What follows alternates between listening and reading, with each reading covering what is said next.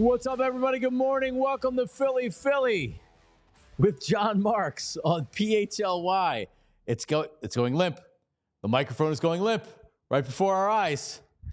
Oh, by the way, the elevator is still not fixed, and Tyler and I and Andrew Frazier and everybody from Anthony's show had to walk up 7 flights of steps again this morning. But the Eagles freaking won. 8 straight wins. As always, Philly. Brought to you by Bet Parks. Get over to the Bet Parks at Parks Casino. Eagles are 13-point favorites over the Carolina Panthers on Sunday. Honestly, I had to look to see who the Eagles were playing on Sunday. I did not know it was the Panthers. If you would have said, all right, who are the Eagles playing? I said, you know what? I'm not sure. They're playing the Panthers, who lost a heartbreaker in overtime to the Bucks yesterday. But who cares about that? The Eagles win. The Eagles win. The Eagles win. All of our mad chatters out there that are joining us live on YouTube as they do every morning, what's up as we build a community of Philly with Jon Marks, listeners, viewers, and alike. I can't say enough about this team. I picked them to, I think, lose by a point but still cover. Tyler had them losing as well. The game was just more important for the Ravens. It just was. They lose and they have 5 losses now, and they'll still make the playoffs probably. But still, this was a big game for the Ravens at home. Needed a win, and the Eagles just came in after falling behind 9-0, and they were helped along the way with some missed field goals by Justin Tucker on that missed extra point. But make no mistake about it, even down 9-0, I felt really good about the game because the offense didn't do squat. And really, you look at the game, the offense, when it scored. When it didn't, it didn't. There wasn't a lot of in between. There wasn't a lot of drives that stalled and they had to kick a field goal, or they were just out of field goal range and they went for it on 4th down and didn't get it. No, not the case at all. The Eagles offense didn't have a lot of yards yesterday. Where is it? I had it right here, and then I reconfigured everything. But I know that they had 258 total yards on offense. It's not a lot of points on offense. They didn't get any points off of turnovers, but when they got good field position, they took advantage of it. And the offense, boom, touchdown. 4 straight punts to start the game, pretty much no yards, touchdown. This was a dominant win. The final score is not indicative of the Eagles' performance yesterday. And it really starts with the defense. Saquon Barkley's amazing. We'll talk about him coming up in a second. But this defense, I'm just blown away every week. I am floored every week at their performance. And you look at what they're doing and what they've done this year. If you were to think from where we started the season, where you're like, okay, maybe Quinyon Mitchell can be good in his rookie year. Maybe Cooper DeJean can make an impact at some point over the season. Jalen Carter, is he going to be as good as we think he is? Jordan Davis, not getting a lot of snaps. Nolan Smith looks like a bust. Who's the Zack Baun guy? The Kobe Dean, he can't stay healthy. He can't play. All this freaking team has done is become one of the best defenses in the National Football League. And yesterday it really started up front, as it seems like it is all season long with Jalen Carter. He's not getting – I know when we look at defensive players, we're looking at sacks a lot of times, right? Like, well, how many tackles and how many sacks? But the impact Jalen Carter is making pretty much on every snap. Yesterday he had 8 pressures, 7 hurries, 3 tackles for losses, 2 quarterbacks hits, and a sack. And you just saw him the entire game in the backfield. But it's not just him. Jordan Davis really only plays on running downs, but when he's out there on the field, teams can't run against him. It's 3 yards a carry. Nolan Smith yesterday had another sack. I just mentioned I thought he was a potential bust candidate. I did. He was amazing again yesterday. Zack Baun, all over the field. 13 freaking tackles. Howie season. He hasn't missed on a lot this offseason, similar to 2017. He hasn't missed. Zack Baun on a 1-year contract, not making a lot of money, is a hit. A hit. 13 tackles, a half a sack, tackle for a loss, quarterback hit. The Kobe Dean had 10 tackles yesterday. Ravens came in one of the top offenses in the NFL, averaged 427 yards a game, 30 points, 7 yards a play. They only had 302 yards against the Eagles, and they had the garbage yards late and that garbage score late, which was garbage. But you look, Quinyon Mitchell, who, by the way, almost went down yesterday. He went out for a series or the rest of the series. It looked like maybe he rolled an ankle. He had a high ankle sprain, whatever. Like your friggin' heart dropped. And it's like, oh, God, no. Because Slay's old and injured all the time. You see what Avonte Maddox looks like out there when he has to play. Isaiah Rodgers isn't the starter we thought he was going to be, and we don't need him to be. But thank God he was okay. But Cooper DeJean, the tackle that he made of Derrick Henry, one-on-one, you're talking about a defensive back, and Derrick Henry is a monster. And Cooper DeJean just went right at him, textbook tackle, picked him up, drove him into the ground. This is now the second play in recent memory against an elite player. It was Derrick Henry yesterday, and it was Jamar Chase against the Bengals, where he made a one-on-one tackle in a huge spot. That was a fourth down that he made it against the Bengals. But yesterday, big spot in the game, one-on-one tackle. If he jukes him, if he runs him over, who knows what can happen in the momentum of a game. That doesn't happen with this defense. This defense is young. This defense is fast. This defense is athletic. This defense is aggressive. This defense swarms to the balls. This defense doesn't miss tackles. What happened? There was a game at the beginning of the season where there were a ton of missed tackles. That got cleaned up. Vic Fangio has done a fantastic job with this defense. In a league of offense, in a league of quarterback play, in a league of great skill players, and the Eagles have some of the best skill players in all of football. A.J. Brown, Saquon Barkley, we'll talk about in a second. One of the best Eagles players I've ever seen wearing Eagles uniform. Devontae was out yesterday, but you get what I'm saying. An amazingly talented offensive team. This friggin' defense is carrying the Eagles, and it's a young defense, is carrying the Eagles. It's been a long time since I've been this excited about a group of young players. This Eagles defense is not only for real, it can carry this team into the playoffs. This team is built to play in the postseason. Complementary football, offense, defense, special teams on display again yesterday. Check this out. How good is this Eagles defense? In their 8-game winning streak, they're giving up 15.25 points per game. I was doing math at about 6:30 this morning with my calculator. And that includes the 15.25 points per game, includes 3 Fugazi touchdowns at the very end of games. The Ravens had one yesterday, the Rams had one, and Washington had one. To be doing this in the modern NFL is flat out ridiculous. Flat out ridiculous. At like 258 yards on offense, and you wouldn't have noticed it because the defense just gets stops. They'll give up some yards from time to time, but then they get stops. Ravens enter field goal range. The Ravens exit field goal range. And now Justin Tucker's thinking about it because instead of a 30-yard field goal, which he struggles with extra points, he misses some of the longer ones as well. An amazing performance by this team, an amazing performance by the defense. I can't say enough about them. And I just want to thank the Washington Commanders because if you remember, Cooper DeJean was talked about as being a potential first-round draft pick of the Eagles. He slid all the way into day 2. And he's sitting there with the 40. He's sitting there, and Washington's coming up with the 40th pick. And Howie Roseman and the calls out there where he calls the Washington GM and he gets a deal done and he trades up and he gets the 40th pick and selects Cooper DeJean. Like, are you kidding me? A 1-2 punch of Quinyon Mitchell and Cooper DeJean, and Howie Roseman with the divisional rival trades up and gets this kid. Whew. Man, he's unbelievable. By the way, the Commanders released their 2023 first-round draft pick over the weekend, Emmanuel Forbes. Eagles that year, 2023, first round, Nolan Smith, who looks like a stud now, and Jalen Carter, who is a generational Eagles player. He's doing things that guys like Fletcher Cox did in their prime.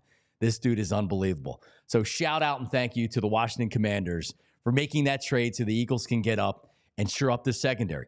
Secondary, linebacker play, Zack Baun and Nakobe Dean. The line.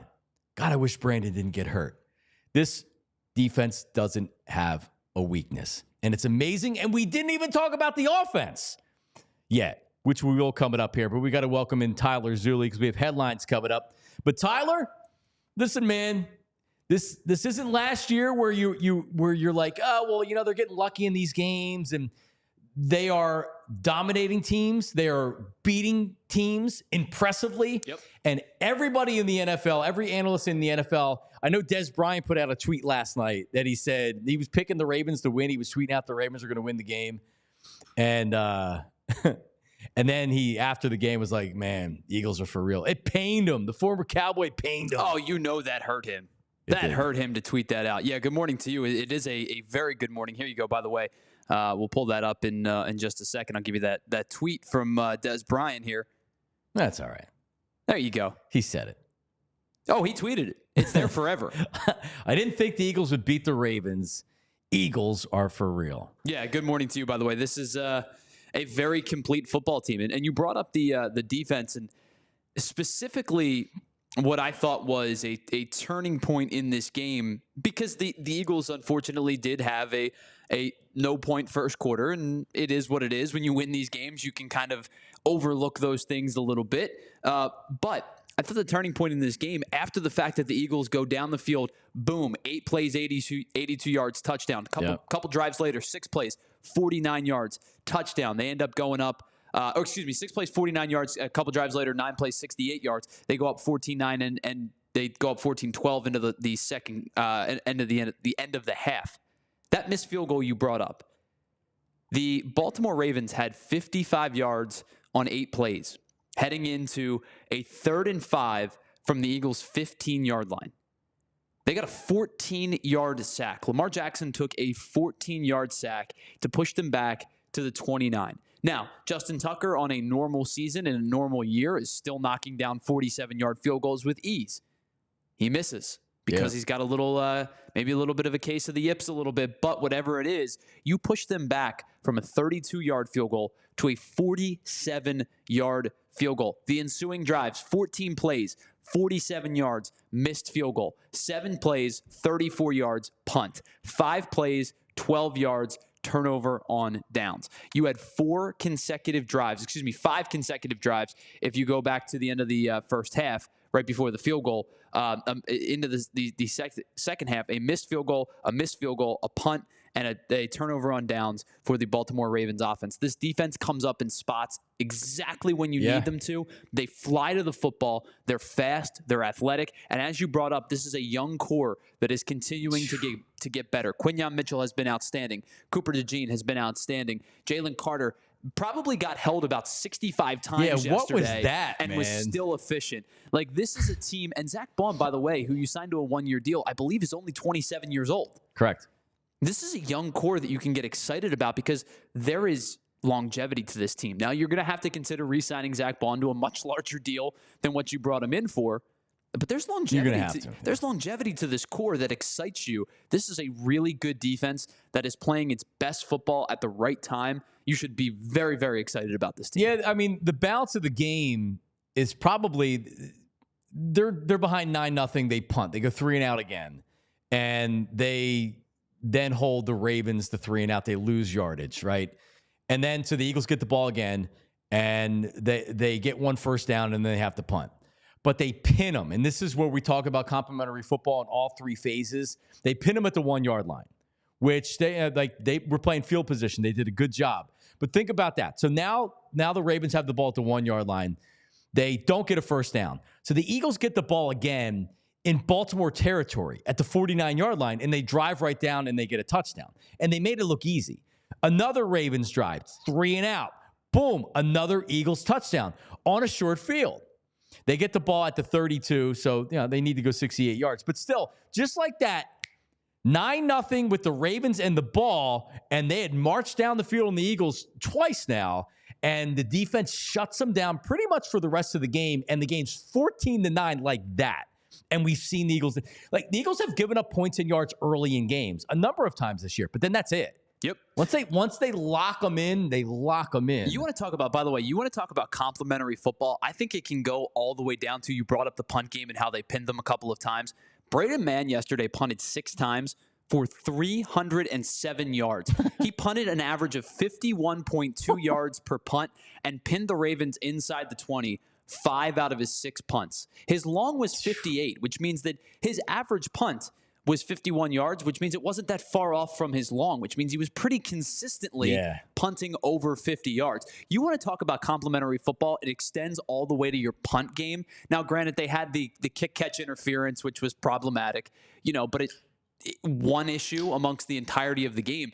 Complementary football is a perfect way to describe this team right now. They're clicking on all cylinders. They, and if people want to sit and complain about who they've beaten and strength of schedule, it was brought up. Tony Romo, of course, brought it up yesterday. They'd only beaten one team with a winning record. It was Washington. By the way, the Rams are back to 500. They're about as close as they could possibly get without having a winning record. This was your staple win. This, if you want to talk about, well, they haven't beaten anybody good, this denies everybody that portion of the conversation. This Ravens team is a good football team.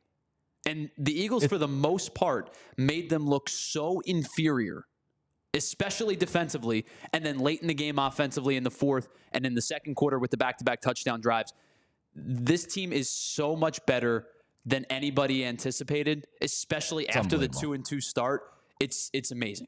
Yeah, and it's probably not for today, but I was going back and I was looking. I'm like, all right, what defenses do they stack up against? Right? Like when you look historically at Eagles defenses, where do they stack up? And the 91 Eagles are widely considered to be the best Eagles defense ever. 2017, their defensive line in the rotation was really, really good. Their linebackers were good. It was good linebacker play. Nigel Bradham was playing at a Pro Bowl level. Their secondary was, their corners were Ron Darby and Jalen Mills. Like they were fine, but they were abated by the pass rush, right? Nobody thought that secondary was anything special. All three levels of this defense are special, from their young secondary to their line that's now a little bit thin, but still, Jalix Hunt gets in yesterday and he contributes. Their linebackers are unbelievable. And Zack Baun and Nakobe Dean are always around the football, are always making plays. And the one thing that we could talk about talent, we can talk about this, we can talk about that, until you get a coordinator that gets these guys playing and believing, and they're swarming. And there's never any lollygagging or guys that aren't giving 100% on each play. Dan Orlovsky put out a tweet with one particular play where he's like, all right, what do you notice in this play? And it's a dump off to the running back. And you see 6 Eagles players within a half a second, boom, swarm right to the carrot. And unless you're playing this defense is relentless. They're always around the ball. They're always swarming to the ball. And everybody has bought in, and they're young. And God, I can't be more excited. Before we get to your headlines, Tyler, which we have a lot to talk about in headlines here, why don't we step aside for a second? Because coming up after the headlines, also Saquon Barkley's MVP odds have been updated. What are they? We have the latest odds and headlines coming up next on Philly with Jon Marks. Don't go anywhere. All right, let's talk about Bet Parks. I always talk about Bet Parks. One of the first things I do after a game or in the morning, I'm like, all right, what's the line for next week? Eagles, 13-point favorites over the Carolina Panthers next Sunday, 1 p.m. All right, how about some MVP odds? MVP odds. We have that coming up. But listen, Parks Casino, Bet Parks, my casino of choice. Pennsylvania's #1 casino right in the Philly burbs in Bucks County, the Excite Center. Now, if you like music, if you like shows, concerts, comedy, it's a great place to see the country's best comedians and music headliners. Just announced country star Scotty McCreery, March 7th. Comedian Jessica Kirson, that's January 17th. And Shaggy, don't sleep on Shaggy. I know Tyler is a big fan of some of these poppy artists. Shaggy, he's coming up January 18th. Also, the annual Joe Conklin Holiday Show. 2 shows, December 5th and the 19th, starring Joe Conklin and the City Rhythm Orchestra. That's in Club 360. Plus, actor Richard Kind from Curb Your Enthusiasm. Ton of other great headliners. Don't miss it. Also coming up December 14th, less than 2 weeks, comedian Eric D'Alessandro. And when you're going to one of these shows, or you just want a great dinner, Parks Casino has you covered. Libertyville Gastropub. Great burgers, great beers, wings, Can't say enough about it. One of my favorite spots. Parks Grill Steakhouse for a high-end steakhouse. Bamboo Noodle House. ParksCasino.com to buy tickets for all shows.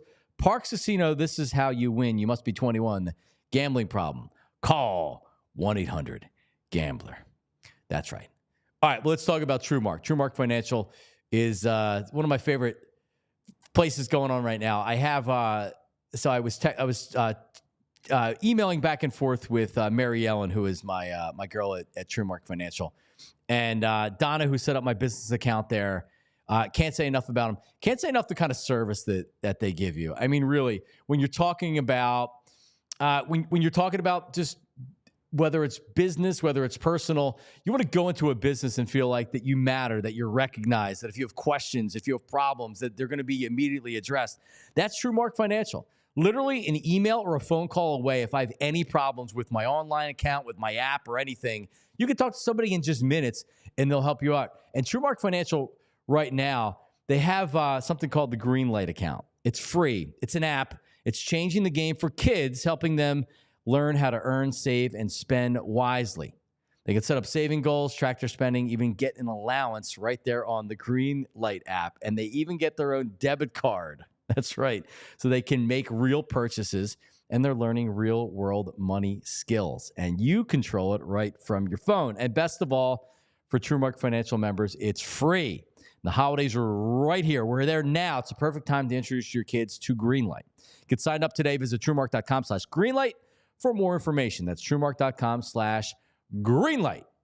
As we're going to go to headlines with Tyler Zulli. Tyler, good morning. Yeah, good morning to you as well. And of course, our headlines are brought to us by our friends over at Glad Hair Restoration, because if you want to feel better about how you look and how you feel, head on over to gladmctr.com or 610-980-4000 to get started. Now, John, before we move on and get into our headlines, I did want to bring up one thing to you. You brought up the trade with Washington to help the Eagles acquire Cooper DeJean, who looks like he's taking off into early stardom. Mike Sainristil has been pretty good for Washington since especially in the second half of the season. He's kind of come into his own as one of their better defensive backs, but I think a lot of people looked at him and he only had 2 years of defensive back history at Michigan. Didn't start a lot of games at Michigan before becoming a corner and a defensive back. Only 5'9", not super big by any means. Having himself a nice year with Washington. He's not Cooper DeJean. No, and you know, like a lot of people wanted Kool-Aid or whoever when the Eagles drafted Quinyon Mitchell. Give Howie credit. Terry and Arnold's the other one that people talked about. He was the direct one that a lot of people wanted to take, and Alabama pedigree and whatever. How you taking a kid from Toledo? Eagles have struggled. Really, you have to go back to Lito and Sheldon Brown to look at a draft pick that's been like, hey, that's a good draft pick in the secondary. These are two really, really good draft picks. What do you mean, John? You didn't like Jaquan Jarrett? Jaquan Jarrett from Temple, no. Zach McPherson was not a good pick. I mean, geez, they do better with free agents, with undrafted free agents like a Reed Blankenship. Yeah. Yeah, Eli Ricks has made the team a couple of times. Yeah, Ricks isn't bad. Keely Ringo. Yeah. You know, I think your back end draft picks and your UDFAs have done a better job so far. But yeah, let's get to some of the headlines. The Flyers win twice over the weekend. Once on the Black Friday game against the New York Rangers, looked substantially better than the Rangers for a majority of the game, which this Rangers roster is really quite talented. And of course, they're 12-9-1. They're playing some decent hockey right now, but the Flyers all over them, especially in the first period. They win that game 3-1. On Friday, Travis Konechny scores twice. Bobby Brink scores the other one. Ivan Fedotov stops 22 of 23. And then the Flyers come back on Saturday. And, John, it seems like all the Flyers do is play overtime hockey anymore. And guess who wins the game for the Flyers? Again. That's all he does. That's all he does is score overtime goals. He ties the record for overtime goals scored by a teenager in the NHL. John, it's November. Oh, it's just December now. And he's tied the record for overtime goals. By the way, with a couple of some pretty darn good players. Ever heard of Sidney Crosby? Ever heard of Rick Nash? Some really good players. And Charlie O'Connor was talking about it on the Flyers postgame show the other day. If the floor is Rick Nash, who was a darn good player in the NHL for like a decade, you've got yourself a really, really good player on your hands. Flyers win 3-2 over the Blues. On Saturday, they pick up 4 points over the course of 48 hours. Yeah, they've been awesome. I was watching on Saturday. Good sports viewing on Saturday all around. College football we'll talk about coming up last segment here. But yeah, man, Flyers are rolling. They're 12-10-1, I think, was the record that I saw. 12 wins, they're over 500.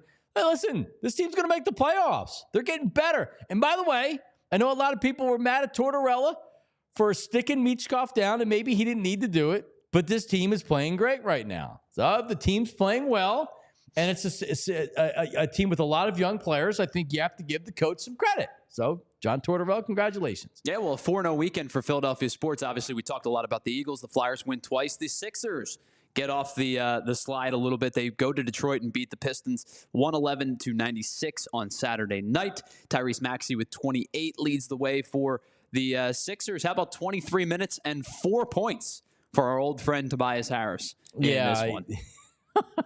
I had to throw it in there.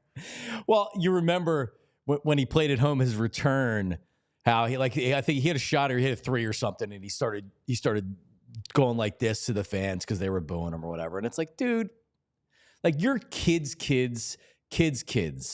are going to have wealth beyond anything that I'm ever going to see because you scammed the 76ers into giving you a max contract, which you didn't deserve. So instead, you should be praying every night and saying, thank you for making me rich. Thank you, instead of trying to make a point to 76ers fan. He sucks. I don't even want to talk about him. But yeah, good win by the Sixers. Yes, listen, we'll take it. They improved to 4-14 on the year. They're back at it tomorrow against the Charlotte Hornets. Now, over the next couple of days, they have the Magic twice in a back-to-back. Well, not a back-to-back, but consecutive games, I should say. And Charlotte tomorrow and the Bulls on Sunday.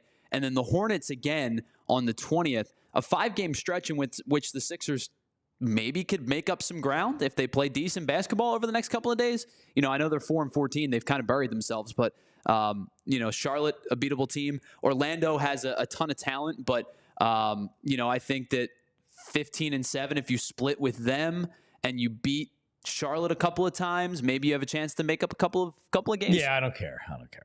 Whatever. If they start winning and they're back in the play, like I enjoy watching games that Embiid isn't out there being a negative influence, at least this year. I like it. I mean, when he comes back or when and by the way, I mean, here's the headline that I took from over the weekend. He's out for personal reasons. It said left knee injury management / personal reasons. I said it last week. I'll say it again today. This is going to be a problem. He's not getting over the whole snitch thing. And you wonder if he has now said it obviously came from the team or wherever his head is. I've always worried about Joel a little bit as being somebody that has suffered from depression in my life and has went through bouts of depression and has had people in my life and members of my family, et cetera, go through depression and other mental health issues. You wonder where Joe's head is right now, if he's okay. Because he always comes off to me as being a guy that's like the highs are high and the lows are lows, man. And I thought about this. I think Tyler and I even talked about this off the air a couple weeks ago. And I was like, I just don't know how you talk about it because you're speculating. You don't really know.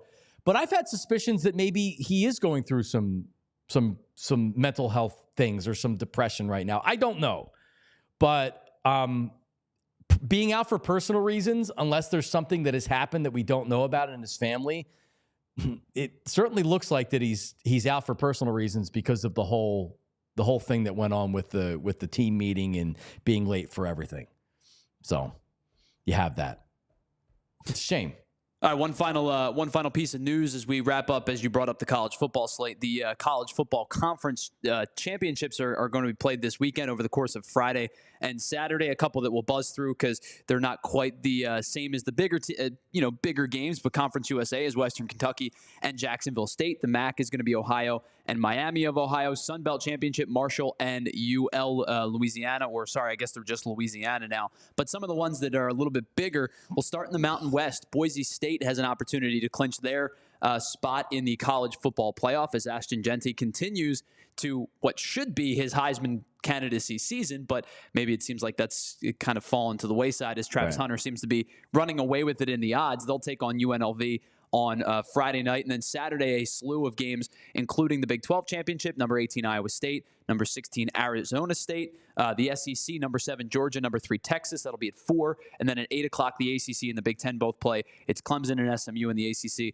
Penn State and Oregon in the Big 10 championship. Now, John, one of the interesting notes about the kind of the Big 4, if you will, is every single conference championship has a newcomer to the conference playing in it. The Big 12, Arizona State comes over from the Pac-12. In the SEC, it's Texas from the Big 12. In the ACC, it's SMU coming from the American. And then in the Big 10, Oregon coming from the Pac-12. They are not just in the Big 10 championship, but the number 1 team in the country. Newcomers in all of the major college football conference championships this weekend. Yeah, it was and I'm really looking forward to all the championship games and then the playoffs start after that. I love college football. We'll talk about the flag planting incidents from over the weekend coming up here in the final segment of the show. But so we have Saquon Barkley. And by the way, the Niners got smoked last night. Christian McCaffrey, according to all reports, is going to be out for the season. He tore his PLC or CLC or Run DMC. PCL. Yeah, so he's going to be out. I said this last week. I was worried about the 49ers not being dead yet. They're dead. They're done. After the game, George Kittle pretty much ripped Brock Purdy and said he was open all game and didn't get thrown to. And what a letdown game. It's like, there's 4 feet of snow in Buffalo. This is going to be the snow game. It's going to be great. That was a brutal game. Buffalo crushed them from the beginning. 49ers are dead. D-A-D-E-A-D. I'm going to spell it wrong. Dead. So Saquon Barkley. So if you remember, last week I had said that they were plus 700. I think he was plus 700 for the MVP. So I was like, all right, I would take Saquon right now. That's really good value because if he has another good game, then it's gonna go up. So this morning I looked on the BetParks app, plus 400. Josh Allen remains the favorite at minus 250. Last week Saquon was plus 700. So in just the course of a week, it's bounced up because Lamar goes down further. So Saquon Barkley plus 400 to win the MVP. So still a pretty good price if you think that he can continue this charge towards 2,000 yards. I think it's a matter of whether the Eagles need these late games in the season because it's all but over for the Eagles. It's a matter of whether or not they can leapfrog the Lions, who got a close win on Thanksgiving. Minnesota, very fortunate to win their game yesterday. They came back and beat the Cardinals. So they remain only 1 game back from Detroit. So maybe they can give the Lions a loss and maybe another loss for the Lions because you look at the Eagles' schedule coming up here. And, like we talked about the gauntlet, right? Remember the gauntlet last year? We're like, oh, the gauntlet. And like that was the beginning of the end for the Eagles, was the gauntlet. The Eagles just went through their gauntlet. All right. So it's like, all right, well, you have the Cowboys. Oh, but like the Cowboys didn't have their starting quarterback. So that Dak Prescott was out, so that game became a blowout. But then you're at home against the Commanders, and Jaden Daniels, again, he was good yesterday. They played really well yesterday. Jaden Daniels has been great, blah, blah, blah, blah, blah, blah, blah. They dismantled the Commanders. And then you're at the Rams. That's a tough road game. Fly all the way across the country. The Rams are a formidable team. Blew out the Rams. Home, and then following Sunday at the Ravens. Beat the Ravens. Impressive, dominant win. That was your gauntlet right there. Home against the Panthers, home against the Steelers. And by the way, I'm going to go down saying Russell Wilson sucks. That offense was unbelievable yesterday. Even Russell Wilson threw for 400 some odd yards. God, I have Steelers friends that are just, I was on the text chain talking crap yesterday, like Russ, because Russ threw an early pick 6. And it's like, there he is. Yeah, 414 yesterday for 3 touchdowns. The 1 pick he did have, yes. But they scored 44. We talked about a team that was, defensive minded, and they are, right? They're a good defense first and foremost. But 44 points on Cincinnati yesterday. I know that Bengals defense isn't very good, and the Bengals probably as a whole are not very good this year. I know Joe Burrow was pretty That's pretty truthful in his post-game presser, basically saying, like, we got to be better. We'll see who shows up this next couple weeks. But to drop 44 points on this Bengals team is significant. It was impressive. No doubt about it. At the Commanders, home against the Cowboys, and then home against the Giants. I mean, where's the loss on the schedule? The Steelers? They're at home. They're going to be favored. At the Commanders, that's going to be a tough game. Cowboys, Giants, if they need that game, if they're not playing practice squad players, are going to win that game. What's worst case scenario? And we're gonna throw out if they don't play their starters against the Cowboys and the Giants. Okay, right? so we're assuming they're playing everybody. They need the wins and they're playing everybody. What's one more loss? Maybe 13-4 is the floor at this point. They can't. I mean, damn, if they lose 2 games, I'm already seeing a little bit of this, and I get it. You don't want to win so they've won 8 straight. If they win out 9, 10, 11, they'd win 13 straight games. Okay. Then it's going to be, well, you don't want to win that many games in a row. I don't live in that world. You win as many games as you possibly can win. And if you lose a playoff game, it's not because you won 13 straight games. It's because you lost a game, right? It has nothing to do with the previous games you've played. It has everything to do with the fact that in that 60-minute span, you were the lesser team. That's all that matters to me. This team has the look. They absolutely have the look. Has the look, and they know it. They play like it. Again, Saquon Barkley. Let me pull up the Saquon stat. Because he was, and I even said it early, they were not having success running the ball. And they kept going to it. And I was not watching the game with anybody but my kids, but I had said out loud, keep going to the run. It works out for you. By the fourth quarter, you wear them down and you get your yards, right? So you were going up against the top rushing defense in the National Football League. Going into the fourth quarter, Saquon had 13 carries for 51 yards. And this is coming from Ruben Frank's column on NBC Sports Philadelphia. Eagles get the ball back 4 minutes into the fourth quarter. Barkley goes for 14 yards, then 25 yards for the clinching touchdown, which, by the way, you want to see a defensive back interested in tackling Saquon Barkley? I don't even know what player it was. He didn't even, he was like, all right, well, let me give a half-assed effort, but I'm certainly not putting my body in front of him. This dude is unbelievable.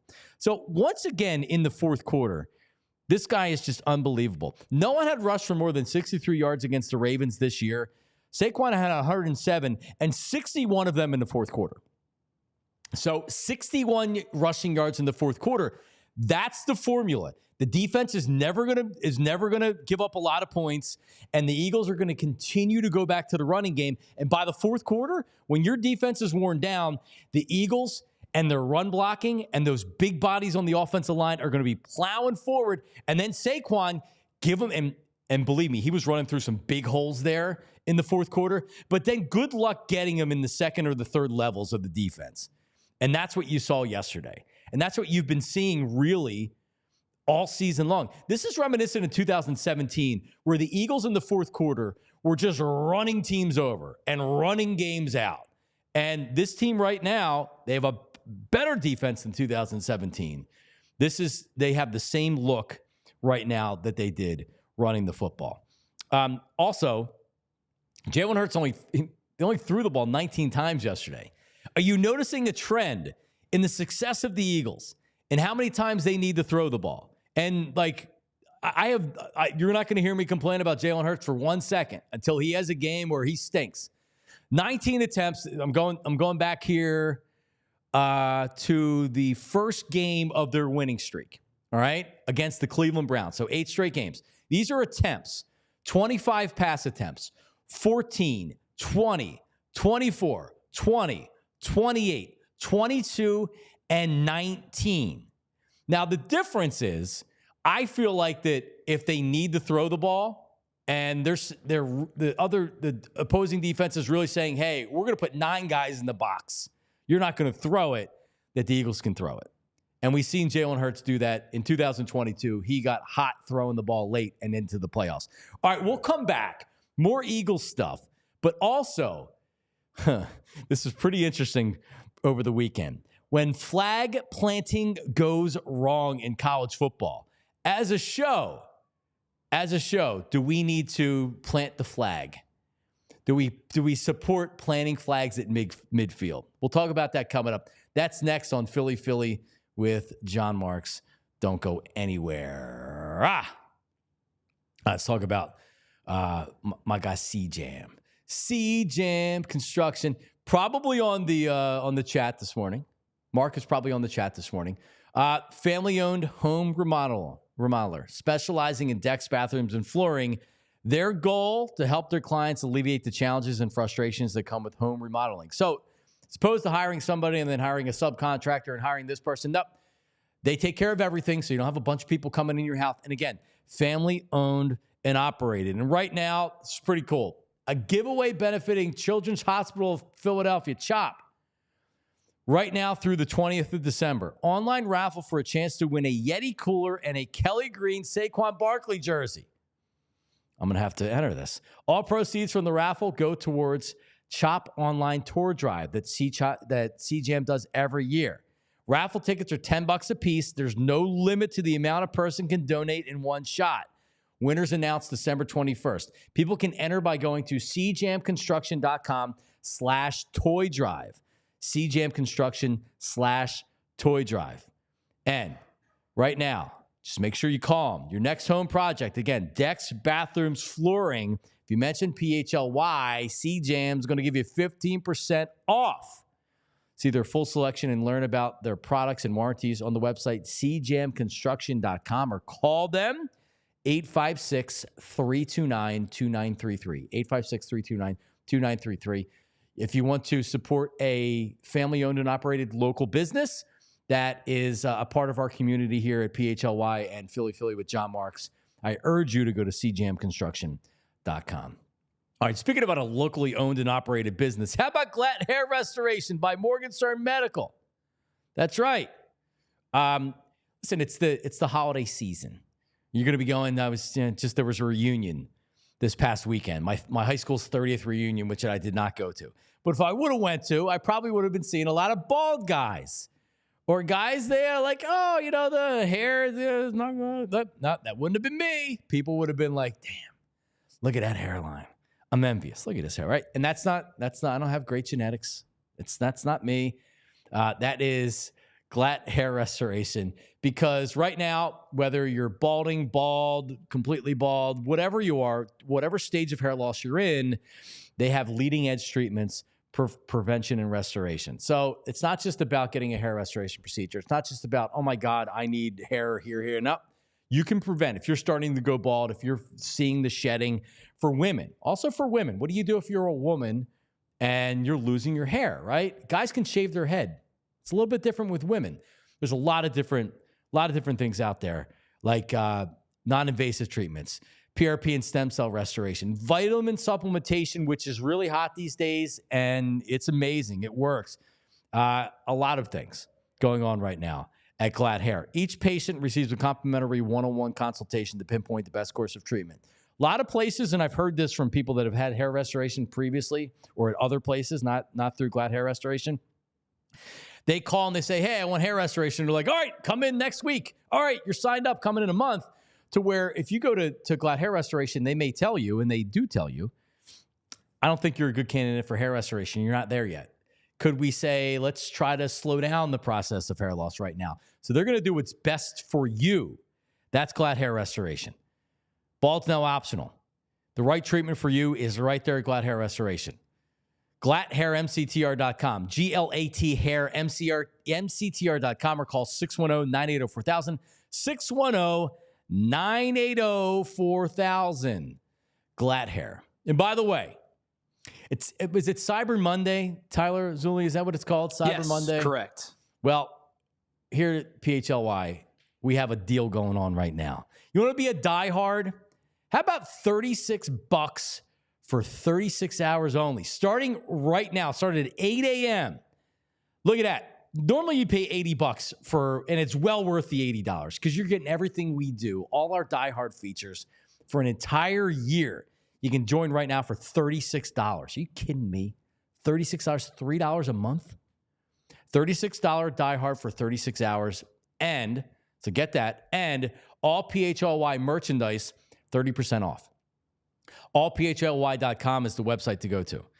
All PHLY merchandise is 30% off, including, and I was on Instagram over the holiday weekend, and the models that they have on PHLY's Instagram account, displaying the merch that we have, including Tyler Zulli. Yeah, it was not something I was Jamie extremely Lynch. excited about. But you're a handsome fella. Well, it's not. Listen, so Chris is a tremendous photographer. He's very, very good at it. But I also forgot we were doing it.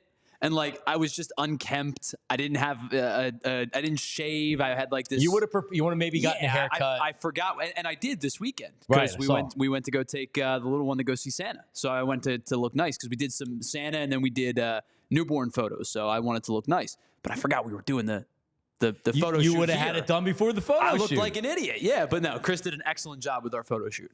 Yeah, I mean, listen, you guys look sexy. I don't know what to tell you. I mean, it was great. I'm ready to buy some merchandise now, 30% off.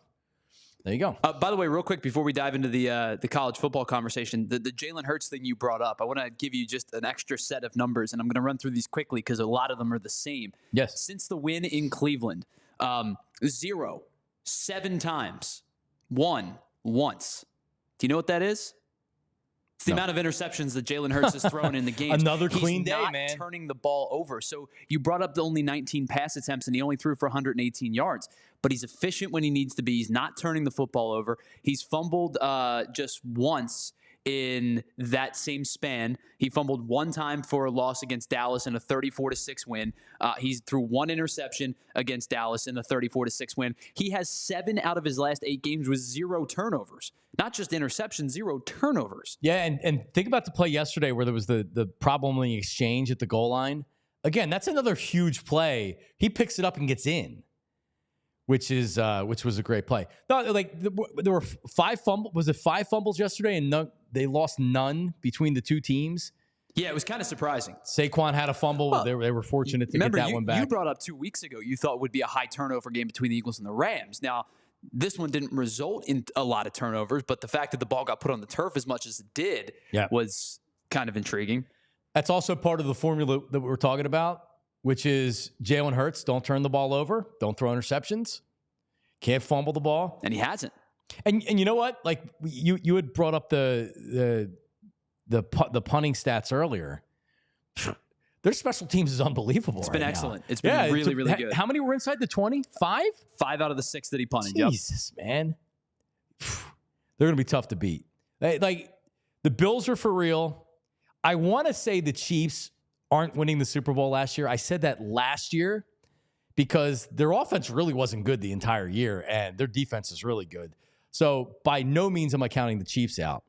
But to me, there's the Lions, and there's the Eagles, and there's the Bills. But the Lions and the Eagles are, I mean, they're similar in that their defenses are very good, and the Lions offense puts up more points.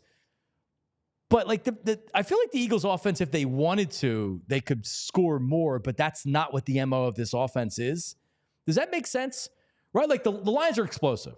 They have the running backs and everything else. But the Eagles would rather run the ball, chew up the clock, time of possession, less of an opportunity to throw interceptions. I mean, I don't know. I just like I watched the Lions play. The Lions are really, really good. They're an elite team. Yeah, Eagles are an elite team, man. Agree.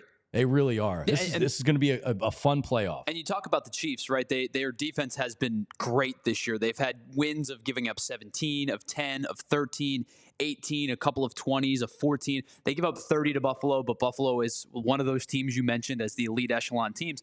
Is it fair to say in the Chiefs' wins this year, maybe the team other than the Bills beating them, the team that might have looked the best against them is Carolina?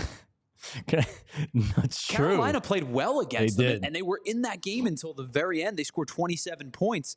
You know, and the Chiefs have won games this year by they beat the Raiders by 2, the Panthers by 3, the Broncos by 2 on a blocked field goal. They've beaten the Chargers by 7, the Falcons by 5, the Bengals by 1. So if the conversation is they're winning games, then that's all they need to do, right? Is win games. If the conversation is are they playing like the Eagles played last year when they were 10-2, that's a different conversation piece, right? Then you know what's the ground for this? Because this defense is elite. It's a very good defense. The offense isn't scoring a ton of points, but they're winning games in different ways. And the Eagles' defense last year was old and overachieving and not really playing as well as the Chiefs' defense isn't going anywhere. And all you need to do is stay in games and give Pat Mahomes 30 seconds and he can win a game. They're not going to fall apart like the Eagles. But if they don't have home field, it just feels like Buffalo's year this year, doesn't it? It just I think if it's not, I'm not sure if it ever is. Yeah, when would it be? Because we talked about it before the Chiefs game. It's like, don't they have to get off the schneid and like win the AFC this year? And they beat the Chiefs. All right, so flag planting. And by the way, I was blown away at how bad Ohio State was. And Chip Kelly sucks. Their play calling was terrible as well. And Ryan Day just looks completely awful, impotent in big games like that. He's so that was one of these games against a team like Michigan. Michigan has no business winning that game. But yet they do. They beat Ohio State at the Horseshoe 4 in a row. Holy crap, man. And it shows you the rivalry. When we talk about rivalries and Dallas and everything else, man, I don't know if there's a bigger rivalry in sports than Michigan and Ohio State, especially when Michigan wins 4 straight. But so Michigan wins, and they go out and they take the Michigan flag. And Baker Mayfield did this however many years ago, and they plant the flag in the middle of the field. And Ohio State ain't having it.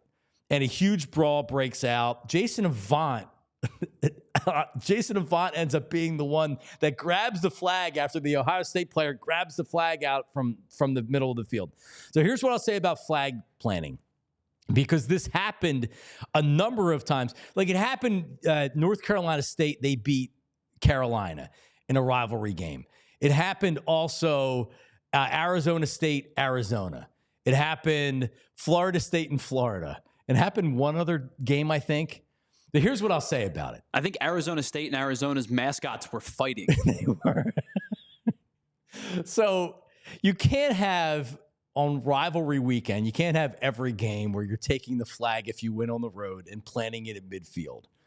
It felt real with Ohio State and Michigan because those teams hate each other as much as they do. And Michigan just beat Ohio State, who now aren't in the Big Ten championship game because of it, knocked them out of the Big Ten championship game, totally changed the complexion of the college football playoff as far as where they're going to be playing. And so they go out and they do it. It felt organic. And I mean, Jesus God, the Ohio State police, the state troopers, or whatever, were pepper spraying the Michigan players on the field. Like, Jesus. And like, there was no haymakers. Like, to me, that was great. Gus Johnson, like I wanted Gus to shut up and just enjoy it or give play-by-play. I don't need Gus Johnson's opinion on how it's like, this is despicable. This is ridiculous. So I think you bring up Gus Johnson. I think there were two play-by-play announcers on Saturday that I thought were dreadful through the entirety of the game. I thought Gus Johnson was pretty bad throughout that game.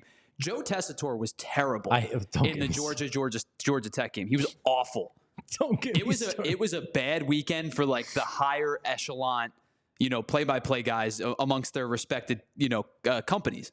Gus Johnson is play-by-play A. He's one I guess. for Fox, and I just didn't think he was very good. Tessitore is probably B+, right? He's like right up there. Yeah, him and Sean McDonough are probably like that second. I thought Tessitore was dreadful. Tessitore's a puker, and I can't stand him. Like, he'll rise to the occasion with a big call, but he cheeses it up and he makes it so bad. When he was doing Monday Night Football, you're lucky you weren't working with me. I couldn't. I was obsessed with hating him. The amount of times on that broadcast he said, "Well, if Georgia wins this game, they're definitely in the college football playoff." And it's like, well, probably you're right, but first of all, they're not winning currently. Let the analysts say that and just do the play-by-play, Joe. All right. Yeah, if they win the game. And that was, I don't know how they ended up coming back and winning that game. But so are you pro flag plant or anti-flag plant? Because I felt like in the Ohio State-Michigan game, it was organic and it was awesome. But then by the 5th time it happened on Saturday, I was like, all right, they obviously saw what happened earlier in the day. Yeah, I think that I think you have to be ready. It's like the F around and find out thing, right? Right. You have to be ready for the find out portion if you're going to F around. And when you do it, you have to be ready for the potential fight that ensues. So I think I think organic's a good word to use when you describe it, because if you do it in a big game, like Michigan had no right to win that game, roster construction, record-wise, what it meant to them versus what it meant to Ohio State. Like, we talked about it, me, you, and Jamie talked about it on Friday. We all thought that Ohio State was going to run away with this game. The fact that they lost gives it that feel, that air of like, that was a big upset. That was a big upset. Yep. And did you? I don't know if you remember this. There was a commercial of like 4 or 5 years ago when Ryan Day took over. I forget how many years he's been their head coach now, but it was like, however many years it was. Wow. Where Jim Tressel, not Jim Tressel, Urban Meyer was sitting with an Xbox controller in his hand, and Ryan Day sits down, and Urban Meyer goes, "Hey kid, it's your turn." He's like, "You'll be in good hands." And since that commercial aired, Ohio State, I think, is 1-5 or 1-4 against Michigan. Michigan owns Ohio State, and for the most part, they've been equally as talented. Ohio State had no right to lose Not that this game year. and play as poorly as they did. Michigan dominated that game defensively. And that in and of itself, like, that's where that organic feel comes from, where you're like, we own you. This is our rivalry at this point. 2019. I was marveling at it, how bad his beard looked. He's got to stop dyeing that beard, man. It's so black, but then you look at him without a beard, and it's like, nah, keep that beard on, bro. So maybe let a little salt and pepper go into it. I think because I even in the little that I can grow, like, I look like I'm 12 with a clean shaven beard, right? So sometimes you just gotta understand it's pick your battles, right? And the beard's okay. It's just how jet black it is. It's like he takes shoe polish before the game. You're saying just like gracefully get older. Yeah, like at least do the gotcha. Let a little. I don't know. It just looks really, really weird. But anyway, that's where my head goes when I'm looking at Ryan Day. But I mean, 4 straight losses to Michigan, including probably at least two now that had legitimate college football playoff implications. It had Big Ten championship implications this weekend. I think that there is something to be said for a team that, just kind of is in your head, right? You turn over the head coach, new quarterback, new running back group, a ton of defensive weapons depleted. This is the worst Michigan team we've seen in half a decade, maybe a little bit more. Since Harbaugh took over, midway through that potentially, there was no reason for Ohio State to lose this game and to look as bad as they did. Yep, and as far as the flag planting, I loved that Michigan did it, and I loved that Ohio State responded the way that they did. Because if I would have been an Ohio State player over my dead body, were they going to do that? I would have tried to kill them if they tried to do it. And the problem is the NCAA needs to step in, because you're going to have to have like a legitimate malice in the palace type brawl. You can't allow these teams to do this. So you got to stop it. Also, by the way, can we? And I know it doesn't happen nearly as much anymore, but we got to stop having people try to punch other guys with helmets on. That's my favorite thing ever. It's the dumbest thing in the world. Break your hand. You're gonna punch the guy's face mask? What are we doing? It's just a natural reaction to throw a punch. At least go for a body blow or something like that. You're gonna break your hand. All right. And by the way, so the Ohio State loss gives Penn State the Big Ten championship game against Oregon. And by the way, shout out to everybody watching on TV. Head over to all PHLY if you want to watch more of the show. Thank you. So I'm excited. This is a big Saturday night game. Big Ten championship game. Penn State, Oregon. The big Penn State podcast for Tyler Zulli and friends. This one's going to be fun, I think, on Tuesday. Now, I will say this. I am not expecting Penn State to win this game. I think Oregon's a little bit more of a complete team. Penn State went up and down the field in the latter portions of the game with Maryland this past weekend. Was kind of expected. My question for Penn State is, first and foremost, what's your right tackle position look like? Because there's been a bunch of injuries on the right side of the offensive line. But my bigger question is, Oregon is going to do what Ohio State did. They are going to bracket and double Tyler Warren. How do you beat them otherwise? Right? Your run game's been good at times this year. It probably is more serviceable when Tyler Warren is successful. You need your wide receivers and your skill position players to step up. Do the other guys, the other pass catchers not named Tyler Warren, step up? Can Amari Evans have a big game? Can Julian Fleming have a big game? Those type of guys are going to be key if they want to win this game. I don't think they're going to, but I think it'll be a good game. It is the playbook or the handbook for the instruction manual for keeping James Franklin and not wanting to get rid of James Franklin at Penn State after he loses big games is that in any particular season, based on recruiting and the skill of the players and how they play and everything else, you just hope that you're going to get lucky and you're going to have a good enough team that kind of survives everything else, and you're going to put yourself in the picture to win a national championship. That's what Penn State has done this year. Penn State has an opportunity to not just play in the Big Ten championship now, but something that was kind of unfathomable even 72 hours ago, which is be a top 4 seed, be a top 2 seed perhaps if they beat Oregon in the Big Ten championship game. There's bye implications on the line now for Penn State, which nobody would have expected. They're going to get a bye. They win the Big Ten. All right. So Tyler, I don't know if you've seen a line on the game. My guess is probably Oregon 4.5. You're not that far off. I would consider on the BetParks app right now, I would consider it a Penn State line of 3.5 points. Oregon only a 3.5 point favorite. That's a little light for me. I thought it'd be a little bit more than that. Penn State line. Well, I mean, I'll say this: if it was 6, Oregon. So they've played some closer games, later in the season, but for the most part, it felt like they were just trying to wait to get to the playoff into the Big Ten championship game. I will say this: I think that number probably goes up throughout the week. I think you'll see some money come in Oregon. I wouldn't be shocked if it lands at 4.5, just because I think people are going to naturally go, well, it's the number 1 team in the country. Let me bet them. Vegas will prop it up a little bit. I think it probably settles at 4.5, but that's not a bad line. Like you said, if you're talking 5.5, 6, 6.5, that's an Oregon line. 3.5 means this is a fairly even game. Yep. All right. Shout out to everybody out there, everybody that watches live every morning on YouTube, our mad chatters. Thanks for tuning in this morning. And listen, it's perfectly fine if you're not watching live, because you can watch on YouTube 24/7 whenever you want to. In 5 years, the show will be here on YouTube. And if you have Xfinity at home, you can always watch on Xfinity. Just say PHLY, talk it into your remote, or type it in there, and it'll bring you up on our channel on Xfinity, and you can watch us live at 8 o'clock.